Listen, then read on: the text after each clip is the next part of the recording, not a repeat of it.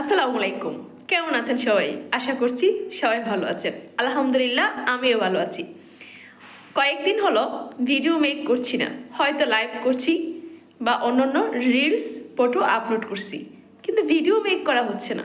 আজকে হঠাৎ ভাবলাম একটা ভিডিও মেক করি, কেননা আমাদের কিছু হেটার্স থাকে, তাদের একটা বদ অভ্যাস কি, হয়তো কোনো পোস্টে হাহা রিয়েক্ট দিবে আর কোনো পোস্টে খারাপ একটা কমেন্টস করবে, অথবা একবার ওয়াচ ইন করছে দেন স্কিপ করে চলে গেল। তাতে কি হয়, আমাদের হেটার্সদের কারণে আমাদের লাভ হয়, লস হয় না।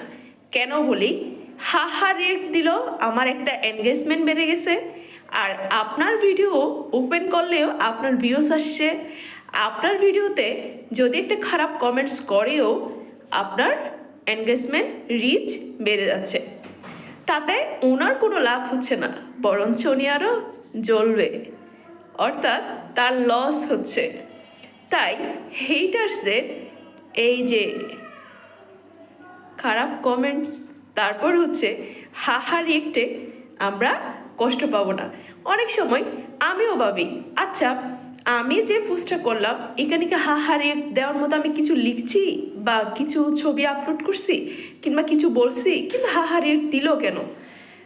পর মুহূর্তে মনে হয় সে তো আমার হেটার্স, নট ফ্রেন্ড।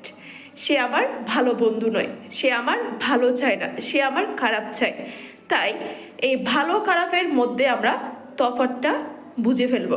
কারণ যে মানুষটা আপনার খারাপ চায় ওই মানুষটা আপনার শুভকাঙ্ক্ষী না, আপনার ভালো কিছুর জন্য সে প্রস্তুত না। ও সবসময় জেলাস ফিল করবে আপনাকে নিয়ে।